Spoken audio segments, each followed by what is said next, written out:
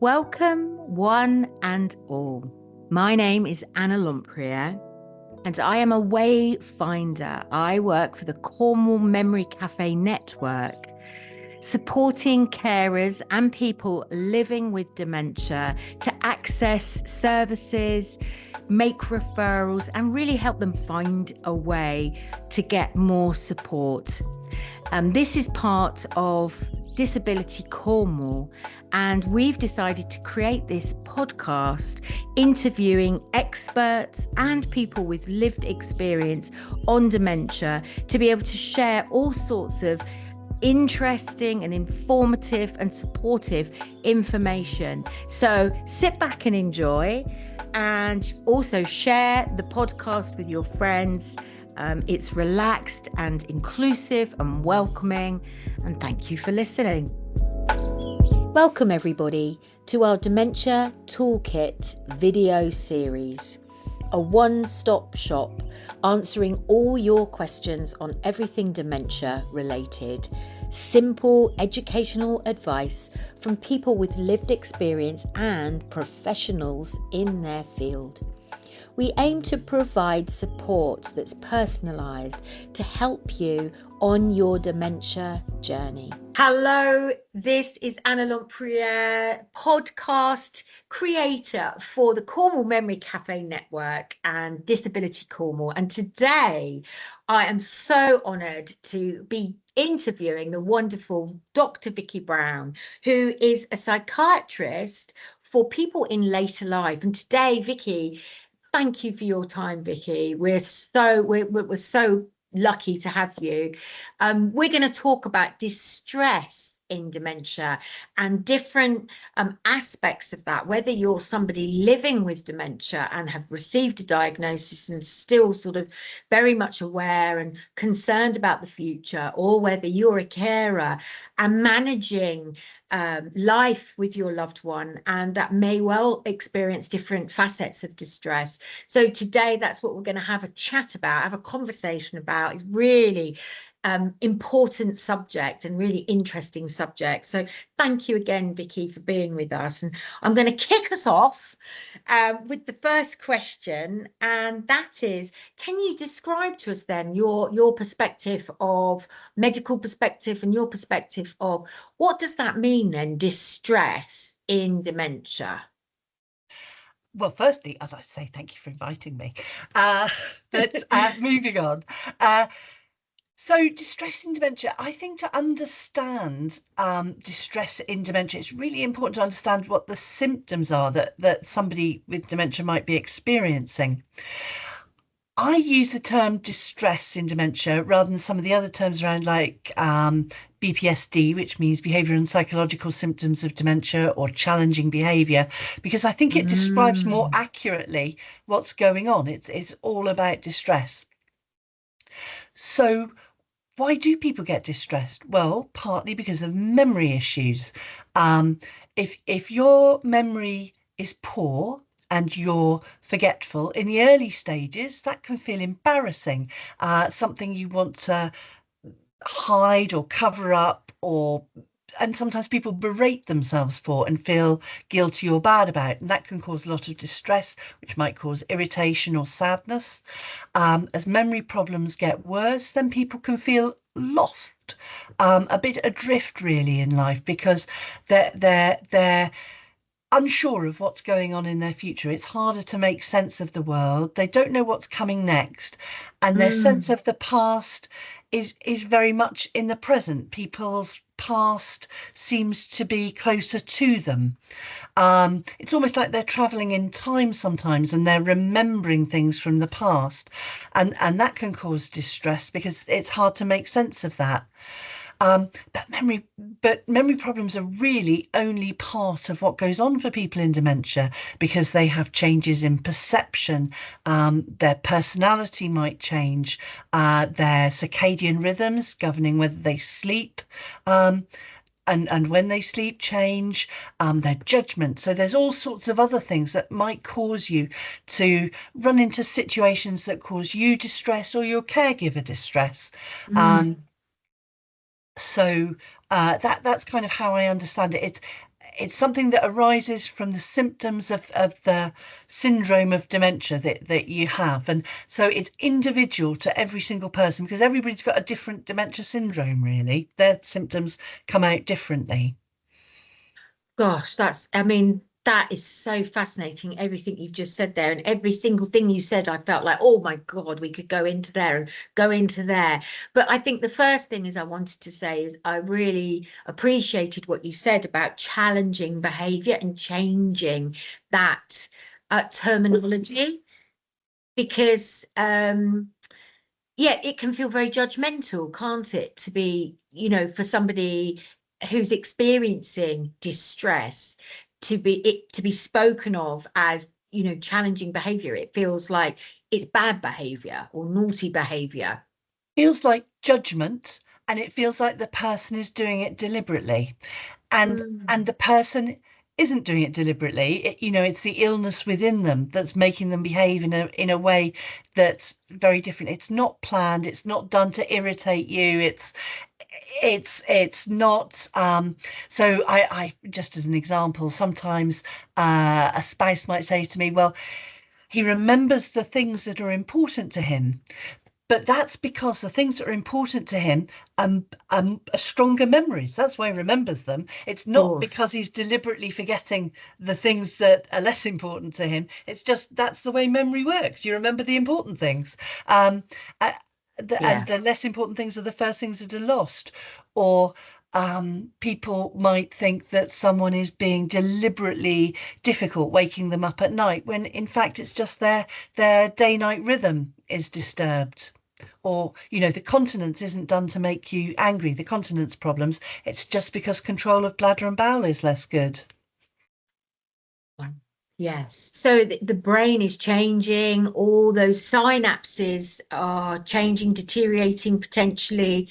And as you say, that's interesting that the caregiver, you're so close a lot of the time, whether it's a partner or a family member, it can almost link to the relationship that you've had with that person, and you can sort of start doing it personally. Yes, so people, no matter how wonderful your relationship was before, being a caregiver is exhausting. It's utterly exhausting. And there's not a lot of respite available. And so you're with people 24/7. One of the behaviors that can happen as a result of dementia is the clinginess. People want to be with you all the time because they don't feel safe. Um, so they might You're follow you there. around the house, they might come to the loo with you, that kind of thing. Um, the writer, Iris Murdoch, she had dementia, and her husband said if I had had a kangaroo pouch, she would have jumped into it, because she just wanted to be hugged and held and made safe and contained. And I think that's what the clinginess is about. But if you can't go to the loo on your own, Yeah, it's maddening. Even though you love the person to bits, you need some privacy. absolutely. Every human being needs a bit of a break. You need to be able to go to the loo. Absolutely. You need to, sleep without disruption, that kind of thing. We all do.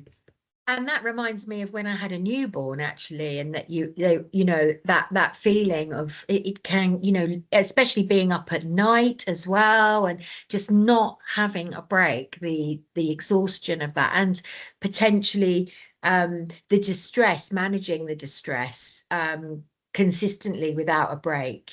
Yeah, when you're tired, not losing your temper, keeping even. And the thing is, when you've got a newborn, you're relatively young in your life. But when you're Yes. looking after somebody with dementia, you're often quite a lot older. And so, you're more tired yourself. You have your own physical health problems, your own aches and pains, your own bladder's waking you up. So without someone else waking you up too, um, and then not everyone's relationship is absolutely wonderful. um No. and so little things that have always been jarring become overwhelming. It can be hard. For some people it's a great gift to look after the, I don't want to paint it as all awful, because for some No. people it's a great gift and they absolutely love looking after their mum or their dad or their spouse, and it's just an extension of the love they've always had. But for everybody, even those people, it's exhausting. Yeah, yes, okay. So, well, I was going to ask you for some insights and tips on managing certain behavior, and I'm wondering if we can perhaps go through some typical behaviors and then your advice on or some insight into. So, what about wandering? Should we start with there? Like how distress manifests as wandering and your insights into some of that, Vicky. Okie dokie. So with with all these behaviors, I think you have to ask, whose distress is it? So sometimes a Mm, person who's wandering is perfectly happy. Um, it's the neighbours who are worried, or the spouse who is going out of their mind. Where's he gone? But the yeah. person themselves is actually going for a nice walk.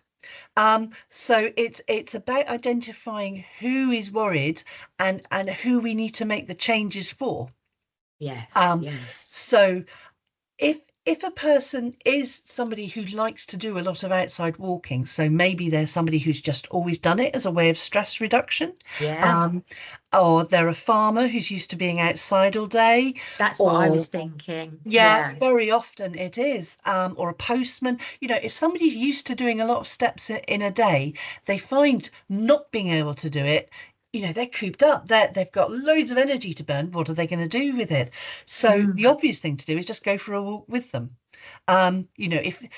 If you think they're not safe, I mean, if they're safe, if you're in the early stages of dementia, somebody's perfectly able to go for a walk and come back. Um, yeah.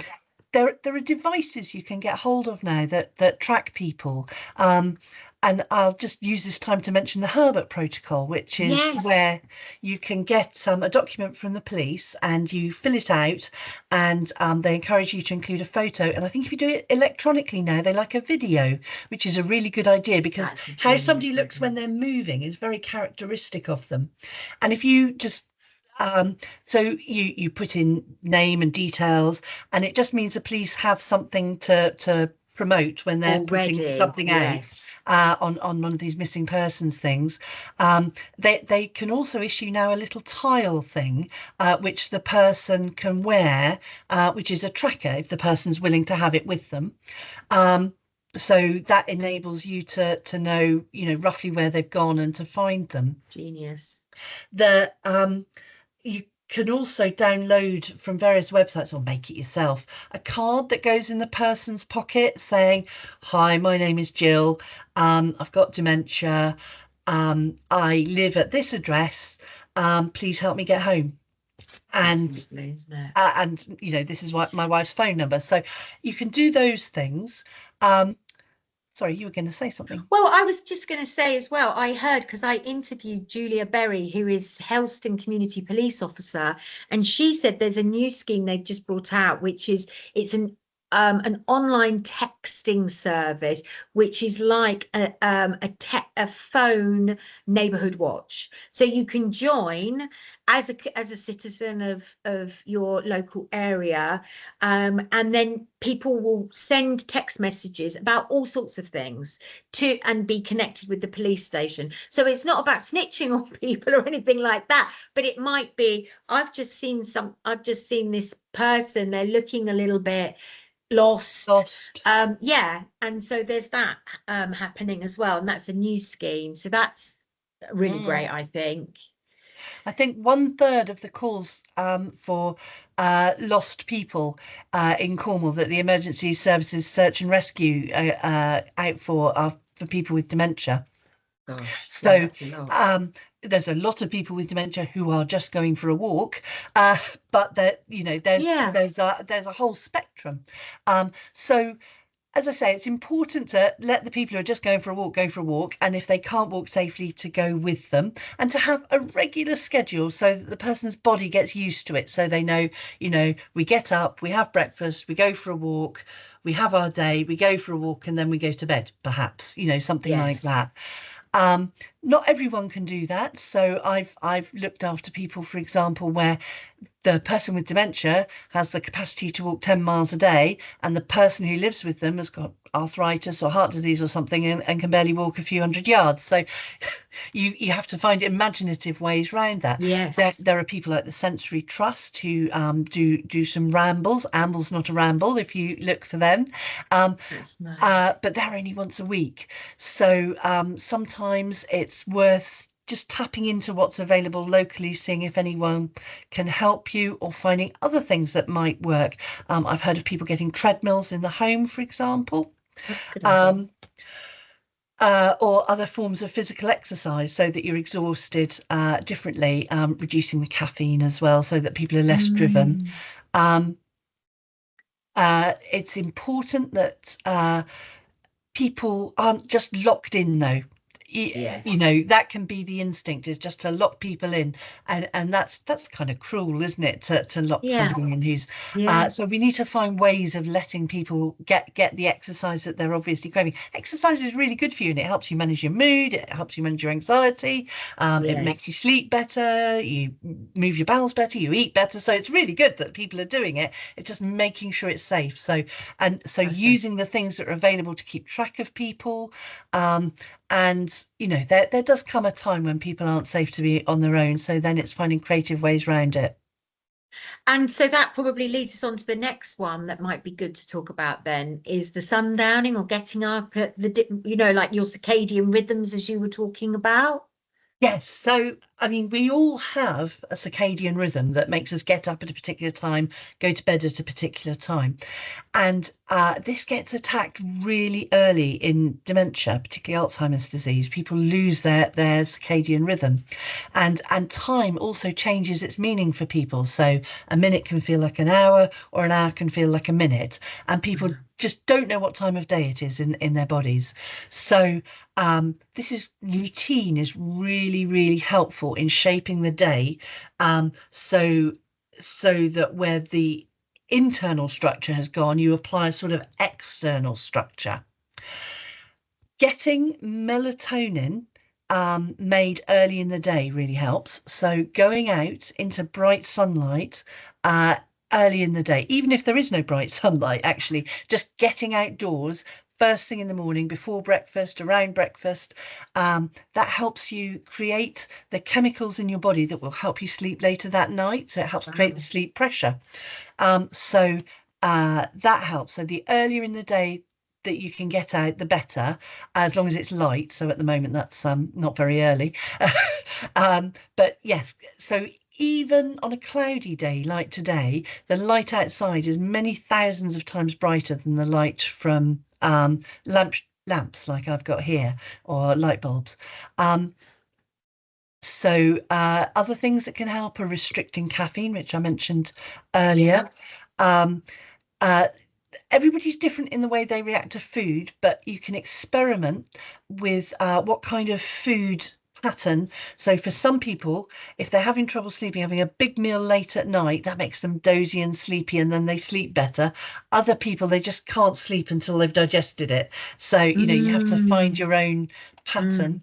Um, some people like things like chamomile tea, um, or I like peppermint tea after dinner. I find that helps me digest, and then that tells me that that's my evening started.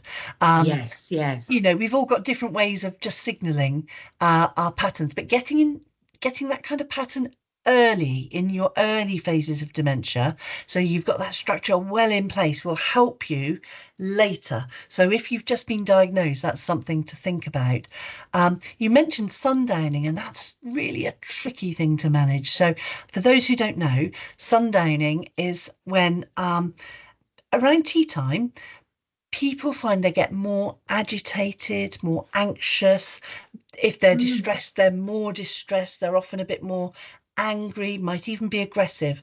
And it's something that is often the cause of people not being able to stay at home anymore. It's not something we've got brilliant ways of managing, um, in that there are no particular drugs for it. Um, but what I would say is having that good routine, having regular food, good food, regular exercise, regular sleep, all that helps keep it as manageable as you can. Having that good lifestyle. helps. Yeah. Thank Um, you. Thank you. Well, what else? We talked about before we pressed recording, we talked about different behaviors that can cause distress, like in relationships, we were sort of we talked about mentioning. suspicion and Yes, aggression. yes. Can Yes. we talk about that? Yes. So, suspicion is something that happens a lot. Not a lot. It happens in dementia, and I think in understanding these, if you can have empathy for where people are coming from, as I say, understanding how the symptoms are expressing themselves, you can understand why people have it. So, if you can't remember where you put your wallet, and then it's gone missing, then you might think somebody's stolen it. Yeah. If you can't perceive the world around you very well, so for example, with Lewy body dementia, or where you've got impairment of visual processing, you can misinterpret what you see, and you can be frightened and suspicious of what you see. You might think Mm. there's a policeman standing guard in your garden when it's really a tree. You might think it's oh, I had a lady who felt terrified by an owl that was watching her, a kind of evil owl, and it was just the shadows in her room. um Wow. uh, but it was, she was misconstruing it, and it was scaring her, and that was easily fixed by just making the light better.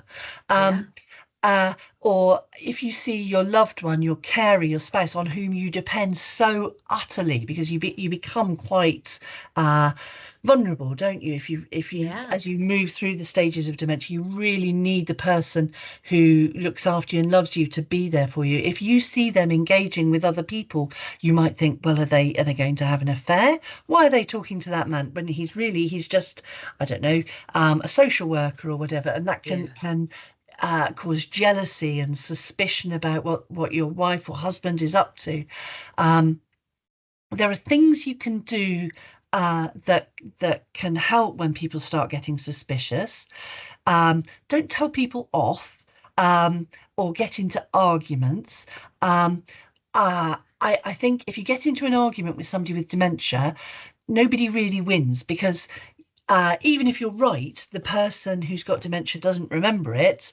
Um, there's just no point in doing it, and they can end up Mm. feeling humiliated or embarrassed, or Yeah. angry, and Yeah. it can just stoke the flames, because it might not be true to you, but it's completely true to them. So, um, we Mm. talk a bit about understanding where people are coming from and entering into their bubble. Now, that doesn't mean confirming everything they say. So, if your person says, I don't know, say you're the husband, and your wife or your husband is saying to you, our son is stealing from us. You don't say necessarily our son is stealing from us, but you might ask questions like, why do you think he's stealing from us? I Yeah. wonder if there's anything we can do about that. We could ask him, or we could look into this. I mean, you have to handle it sensitively, because your son might get very upset by it. But Mm.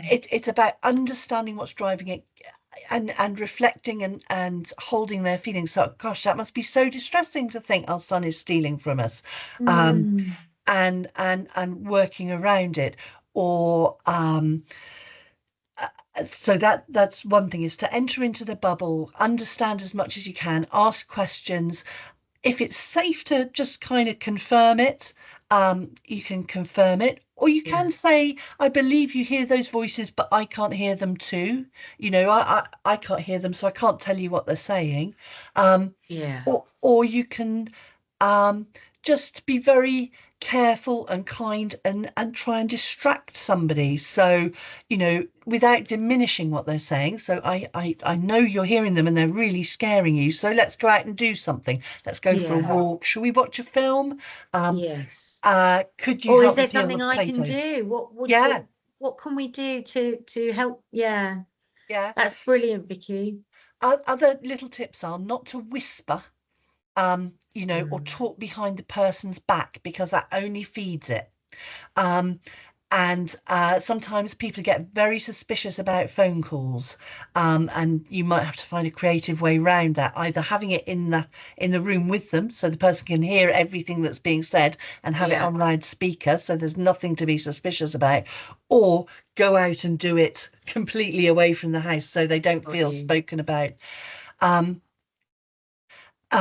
what's the other thing? Sometimes smiling is really helpful. It's a really primitive sign, that even babies understand. Babies understand it. People with quite advanced dementia can understand a smile, but sometimes you've got to be really careful the person doesn't think they're being laughed at, because Right. that makes it worse. So it's having just the right degree of smile, and you learn it Yes. as you talk to somebody. Sometimes humor can help, but you have to use it in a very measured and careful way and pull right back if it's not working. Yeah. And also, I mean, this one's probably really obvious, but just came to mind while you were sharing is talking about the person while they're there as if they're not there. Yeah, absolutely. Don't do that. That's not nice. Yeah. And Yeah. and also, we I mean, this leads into, I think, aggression, because suspicion can lead to aggression and jealousy can lead to aggression. And one of the things with aggression is not making people feel humiliated. Or so one of the things we all do all the time is you ask questions. That's how conversation happens, isn't it? That's Yeah. how we've learned to make conversation. But the thing is, when you do that with somebody with dementia, it can be it can make them feel very put on the spot because they don't know the answer. Um, Yes. so it can be better for you to do more of the talking and to ask questions that are very vague. That so that if so not so much saying, I don't know, how many children have you got, but do you want to tell me about any children you have? And then they can answer or not answer depending on how it goes. Because just that feeling put on the spot can make some people feel embarrassed, but some people feel humiliated, and that can lead to anger. Um, and anger is something that is an issue sometimes with people with dementia. Um, and again, the trick to that is there's a lot about body language. So the anger can come from miscommunication, or misperception of communication. So it might be that the person who's doing the speaking is just a bit clumsy and says something in a way that doesn't work, or that is perfectly reasonable, but is heard wrongly by the person with dementia. Is heard as a persecutory or critical thing. Um, and so they become defensive, and then that can rapidly escalate. Um, so if that happens, the best thing to do is just back down, back down. And if it escalates and you can feel the person's getting really angry, just get away, go to another room if you can, because the person will probably forget. The thing is, you have to allow time. So when when we have a social interaction, we Yeah. exchange words, and those create thoughts, and those last in the memory, and that may last a few minutes or a few seconds, or it may last longer. But what really lasts are the hormones we create. So if I give you a hug, that creates a feeling that releases oxytocin, and that gives you a loving feeling. So you might not remember the hug, but the oxytocin is still in your body for a little while after, and you feel the love from the hug for a little while going on. If someone gets into a fight with you, that releases adrenaline. You might forget the fight, but you've still got the adrenaline coursing around your veins, and you're still looking for a fight because someone has stirred you up. So you have to give people time to calm down, because they're not as rational. If you've got more advanced dementia, you don't have the rational responses because your verbal skills aren't as good. That's so interesting, because I was thinking when you were talking before about how the anxiety and different states, it's almost like the memory and the mind cannot remember the experiences, but the chemistry, the emotions are still in the body. Yeah, And absolutely. then that was making me think about you talking about routine, and that if you have a routine that has positive elements within it, it's almost like your hormones, your chemistry, your physiology has a potential to have that routine as well. Yeah, yeah. And so you're trying to put in structures where your body is weak in that, but it's supporting what there is as well, what your physiology can do. Yes. So I mean, aggression is something that can be, not everyone's aggressive, are they, with dementia? Just not everyone's aggressive in ordinary life. So but some people are, and so it's just worth knowing that if that is a problem, please get help. Please tell your GP. Please talk to any teams that you have around you, like the community mental health team or the memory nurse, and also your family, so that they know what's going on. If you're scared, talk to the police, because the police have good systems for supporting people, and get out. Don't stay in a house where you actually feel scared that you're going to be hurt, because people do get hurt sometimes. But and you do think though, being frustrated, for example, if you were somebody or are somebody that was used to being the boss, and being the or you had a particular life, like a farmer, and you were out and had that freedom, and then your circumstances are being controlled by other things. You can imagine feeling angry or frustrated and lashing out, because you would think the person nearest to you was stopping you, or so it's having that empathy, isn't it?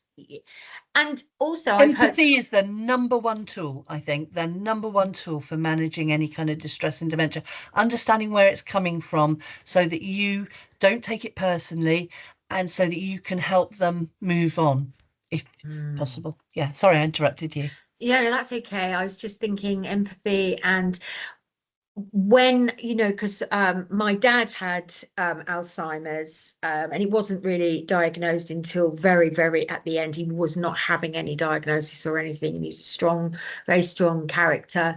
But I heard my mum say a lot, this is out of character, his emotional experience. It was very, very different. And I think that can be really shocking, that the person in life was never angry or was always quite placid, and now they're having angry or emotional outbursts. So I think personality change is often a big part, and we can understand that in several ways. I think one is it's the reaction to the circumstances that people find themselves in, but it's also the changes in the brain. So in our younger life and our fitter life, we've got a part in the frontal lobes of the brain that inhibits our anger, and that keeps a lid on it. And so we all feel anger, but we kind of know it's not socially acceptable. We learn it as toddlers. So a child or a toddler will learn that you can't, eventually they learn that you can't just have a meltdown, and that you've got to start managing your emotions and holding them in, and sharing and all that kind of thing. But that gets worn away in the dementia, and so the person is dealing with more frustrating situations, and they haven't got the hardware in the brain to deal with it. Got you. Yeah, the brain that is makes less a lot strong. of sense. Yeah, and people feel this sense of disintegration. People who are fluent writers who get dementia, they write about this sense of disintegration, of feeling their personality changing and losing their hold on things. It must be so distressing. I can't imagine what it's like. Yeah, and it feels like it's almost as though the final part that is the instinctual animal part of us is what's left, and this new part of the brain that's much more human and civilized is the first to go. Yeah, I think of it as like an onion, and we spend a lifetime, we're sort of born with with something innate, that animal part perhaps, and we spend a lifetime accruing wisdom and knowledge and defenses and ways of coping and strategies, and then the dementia kind of peels off those layers of the onion one at a time until we're much more like the person we started with, actually, the small person who couldn't manage those things and needed a caregiver nearby to protect them and help them feel safe.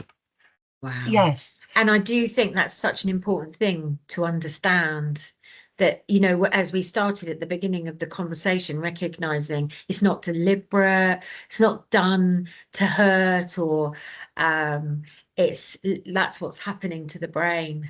Yes. Yeah. It's part of the changes that are just part of that syndrome, and for everybody it's different, so it's very difficult to give absolutely general advice, because what works for one person doesn't work for everybody, but there are things that work for many people, you know. Yeah. And kindness is you know, pretty universal in working and approaching with a curious mind that is able to empathize. But as I say, it's not easy being a carer, so I don't beat yourself up if you can't do this all the time, because it's impossible to be curious and playful in your response to somebody at 2 o'clock in the morning when your joints are aching and you want to go to the toilet. Absolutely. So, well, yeah, so we're coming towards the end, and things that have come into my mind, maybe some tips, but one thing I was thinking is, you know, what I've got from it is you can still live well, and you know, like getting out, having experiences is probably really good for the brain, but then the flip side of that is, well, I again know some people living with dementia who don't want to go out, that, you know, they're becoming more and more insular because it's too stimulating, or but anyway, those ideas. Any tips for people listening? Yes, I'm aware we've concentrated on the negative aspects of dementia because we're talking about distress, but there are many, you know, good days. There are many wonderful experiences to be had still while living with dementia. So I don't want to be entirely negative. But yes, having a routine, being prepared to accept help. I think that's one of the really big things. And having it early so you get used to it, because if you live any length of time with dementia, it's likely that you will need to accept help. And we value in our society people who are stoical and manage things on their own and don't ask for help.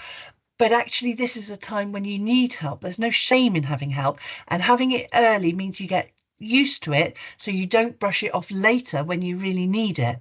Yes.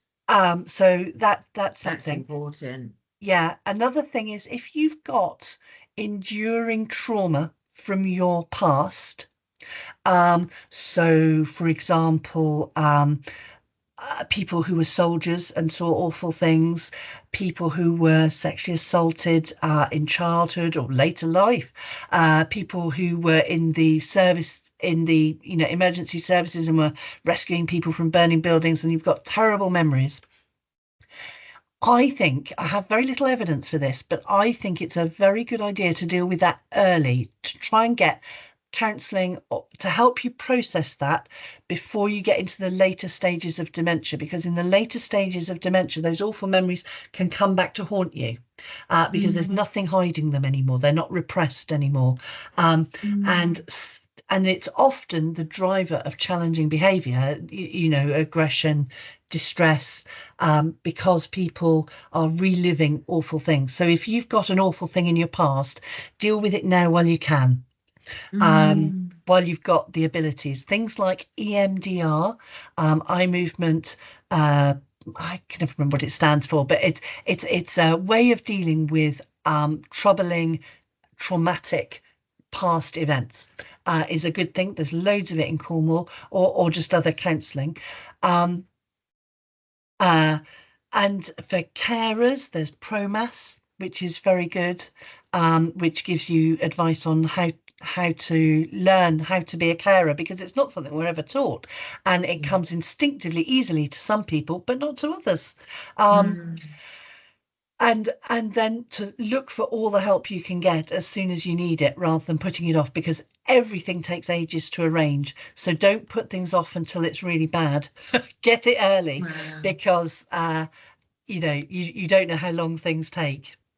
And if it is about setting routines and familiarity as much as possible, building that structure that is familiar, then building that as soon as possible. Yeah. And for caregivers, it's about getting support, in enlisting who you can from the family, or whatever you've got in your community. Yes, and for some people, they might be entitled to attendance allowance or PIP or something like that, where they can get a PA. Yep. Or pay for some respite. Yeah. There's lots of options out there, isn't there? Yeah. But if you're encountering somebody with dementia who's experiencing a lot of distress, I think it's just worth asking for help, because there may well be something that could be done about it, that could reduce their distress or your distress. Amazing. So we can put some links to ProMass you mentioned. You can always nurses, another nurses. Great support for people with who are the carers of people living with dementia. Memory cafes. Yes, and the Dementia Together, we at Disability Cornwall have dementia advisors that can link you up as well.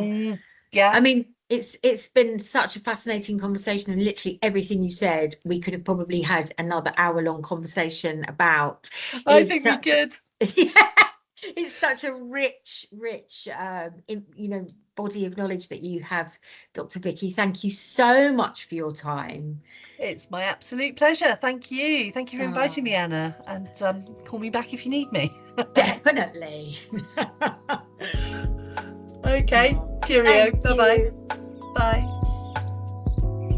This video was produced by Discover Voices, part of Disability Cornwall and Isles of Scilly. To check out all of our content, simply search Discover Voices on YouTube.